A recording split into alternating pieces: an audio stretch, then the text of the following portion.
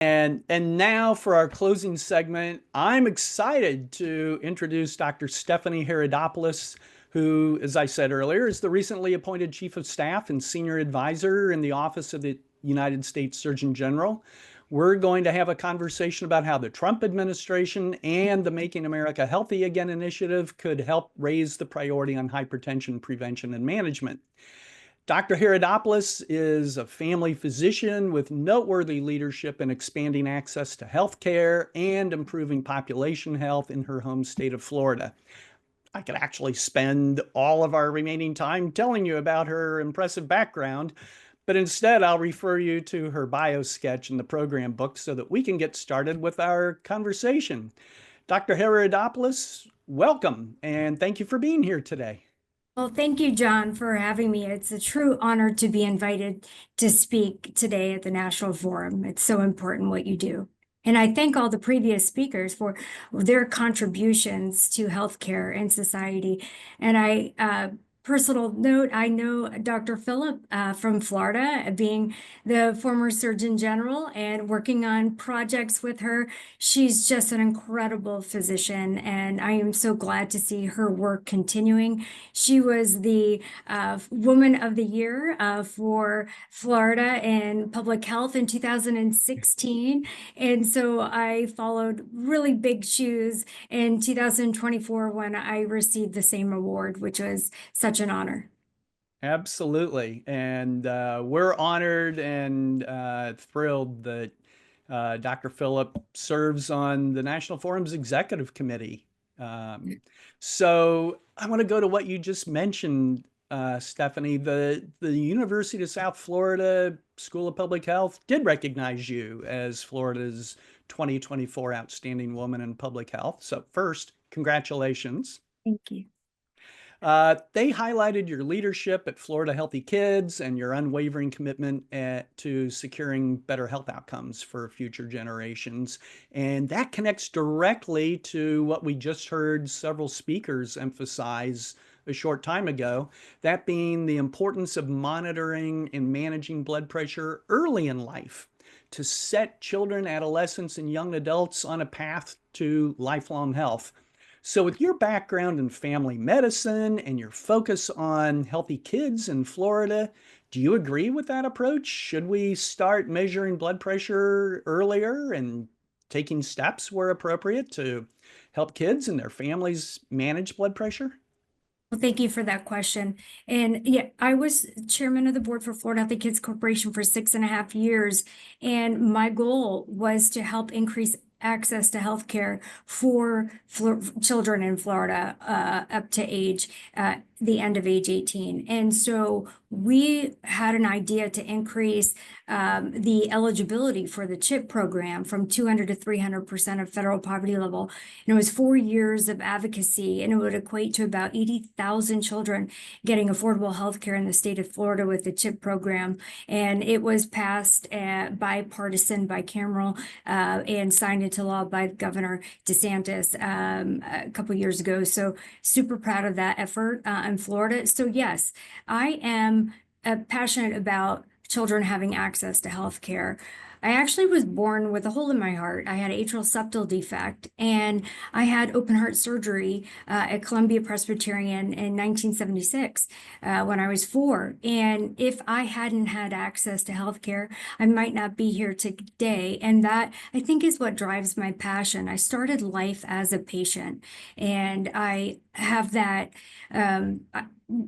empathy for my patients. In fact, I created my North Star at age 4 and said that's what I was going to do with my life and never change from my trajectory. So I always come with the sight of being a patient and having that empathy and wanting to make sure that all of my patients, for the over 2 decades I was on the front line, seeing generations of families in my county in Florida, had that access to care. But to your specific point about screening, yeah, early and often, I think, and it's recommended that at age 3, at the annual wellness exam, we should start screening for blood pressure in children. And of course, it depends on the chart and where they are with sex, age, and height, if they met criteria. And of course, we would start with lifestyle modifications. I know I'm speaking to the choir here. Everyone talks about that first. Of course, we recognize it and then we try to reverse it. And the last doctor that just spoke, when she said 80% are modifiable risk, hypertension, she's so right. And so here we are talking about not only diagnosing early, but also then reversing the trajectory, making sure that we are educating. My motto always was empowering patients with knowledge to live a healthy lifestyle as a primary care preventative medicine. I wanted to be proactive. I didn't want to just treat disease when I found it. Of course, as clinicians, we are trained to do that, but we want to prevent it and educate people on how to live the healthy lifestyle. And now here I am in this position to having the megaphone and the bully pulpit to be able to do that, which I'm super excited about. Yeah, that's great. So talk about that for a moment. How does early and often, how does your motto translate to making America healthy again? Well, that's great. I don't know if you saw the MAHA executive order that was released February 13th by President Trump, wanting to put this front and center. He understands that our country, unfortunately, despite all of our efforts, our life expectancy is not as long as we compared to other developed countries. It's at 77 compared to 82. Our obesity rates are obviously way too high. Overweight and obesity for adults, 75%, and children at 40%. We have 70% of our children not qualifying for military. So when you follow the executive order, I think that this is a very bold initiative to take a fresh look at what could we do differently with educating about diet, nutrition, cleaning up our food system in a way where not only we have to make sure it's accessible, but that maybe we don't need to have all the ultra processed foods that exist in our food system in this country compared to other countries. So, I was very much a part of the MAHA moms at the in the executive office building on February 13th. Secretary Kennedy in the Indian Treaty Room wanted to hear from moms across the country and what they're concerned about. I'm a mother of 3. All 3 of my kids are grown and on wonderful paths in life, and I am super proud of that. So that is just such an honor to be a part of that. But, also the April 22nd petroleum-based synthetic dyes coming out of our food system. What is happening where the kids are eating products that mostly are processed foods that could be driving up, the salt intake as well as the possible toxins and blood pressure because it's feeding into the obesity epidemic. Yes, I know not everybody with obesity has high blood pressure, but a good proportion do. So we need to look at that. We have a lot of population that has pre-diabetes and diabetes. We are eating wrong. And there are some initiatives that are going to come out that you're going to see. Of course, we're going to a revitalization of the President's Youth Fitness Program. You're going to see the President's Council on Sports, Fitness, and Nutrition to Making Healthy America Again. And I don't know if you guys realize, but this month in May is the National Physical Fitness and Sports Nutrition Month. And over the next 10 years, it's going to be the decade of sports. So getting kids excited about, just America being home to so many great sporting events, having role models that are going to be active, and encouraging kids to get off of, their cell phones and screen time, and getting them to move more, and getting them off of, playing the games, and going outside and enjoying the fresh air and being active in eating healthy. I can't stress that enough, and that is all going to be encompassed in this MAHA movement. Coming up, the commission will be releasing a report the first 100 days, May 24th, about identifying a lot of the issues that are driving the chronic diseases. And then at the 180th mark in August, you're going to see the strategic plan of addressing those through the commission. So I anxiously await seeing those reports, and I'm sure all of you are too. We are indeed eager to see those reports. So, Stephanie, even though we know the keys to preventing and managing hypertension, you just addressed several of them: eating well, staying active, limiting alcohol, living smoke-free, reducing stress, and getting evidence-based medical treatment when needed. Fewer than half of US adults with hypertension have it under control. So that was a great rundown of strategies to address those things. But I wonder, how will MAHA make hypertension prevention and management a bigger priority for the United States? Well, I think it all falls in the lap of MAHA when you modify the risk factors that we are discussing, whether it be, way we're eating, because not exercising as much, the diabetes rate, the cholesterol rate, hopefully the blood pressure rate will come down. If we really make it a priority for Americans to really hear and listen to us. And I heard, what the previous speakers were talking about with pictures, Frank Luntz especially. He's a brilliant man that I respect greatly. And he's so brave to talk about, his past, his comorbidities and what he went through. I think it's very encouraging for people to see that. Yeah. And But his to ongoing have struggle. Well, it's ongoing, yes, of course. Yeah. But we do need to warn America, and with pictures, and whether it be with Surgeon General, awareness campaigns, with calls to action, with advisories, with and so once our Surgeon General does get on board, you will see a lot of that getting pumped out of our office. Having, instead of just text, rotating pictorial messages that are telling a story, and story banking, and showing, obviously a picture says 1,000 words. I think that is going to be so key to showing and uncovering the silent killer. Or I know we don't like saying that, but it's true. A lot of people don't know they have blood pressure yet. Half of adults have it. And so talking about it, making the conversation top and center so people understand they need to check it. And then going forward, we have continuous blood glucose level monitors that more and more people are actually getting on board with, so they could teach themselves how to eat. There might be some tech companies in the future that will have continuous blood pressure monitor devices that can, accurately and with validity have the continuous blood pressure that is a little bit more technologically savvy, that medical professionals can look at and guide patients.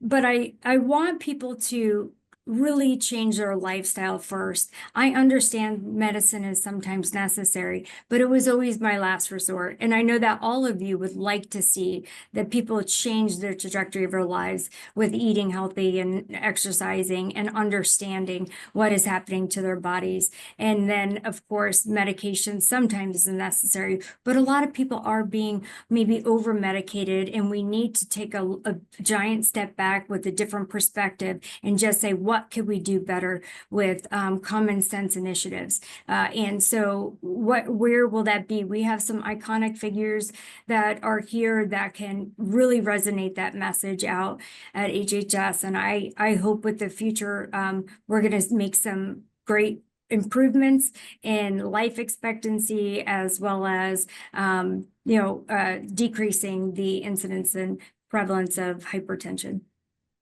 Well, we certainly look forward to joining with you to turn the American life expectancy disadvantage into the American life expectancy advantage. I'm particularly concerned about the vaping epidemic, and I don't know, we've done so great as America with tobacco abuse, and we know that that's a modifiable risk factor for hypertension, cardiovascular disease, and stroke. But at some point, we're going to have to talk more about the younger adults and adolescents that are still partaking in vaping. We've improved since 2019, the numbers, it's come down, right? So we need to keep on that trajectory, but we don't want to lose hold of that. And I think that there's still millions that are doing it, and who knows really the chemicals that are in there. And I think that if we're going to talk about it, when we talk about tobacco, I think we need to add that in and really increase the awareness of dangers, so the younger generation doesn't think that it's a safer alternative. Not that I'm saying go back to smoking, but with the chemicals and the nicotine combined, we know that it can increase heart rate and blood pressure. And I want, if you could also continue that conversation. I know there's an association, and I know there hasn't been long enough for a causation, and there needs to be more longitudinal studies going forward with the 20 years, and then of course an analysis of the data. But that is something that's very important to me, that I started when I was on the Tobacco Advisory Council for the Florida Department of Health back a few years ago, and I'd like to carry that torch here on the national level. Well, Dr. Haridopolos, you see the smile on my face. I'm sure if everyone's camera was on, you'd see lots of smiles facing your way. That's all very encouraging news. So we heard it here, and thank you very much for sharing that perspective. And I think about the progress you just talked about that we've made with smoking cessation, tobacco cessation in the United States. It's such a great, powerful illustration of how working at the bottom of the pyramid, the public health pyramid, has so much power to affect change that does improve health and well-being for large numbers of people. So love your references to that. Final question for you, Dr. Haridopolos. Hypertension is the top risk factor for stroke, heart disease, and heart failure. That's what is bringing us together today.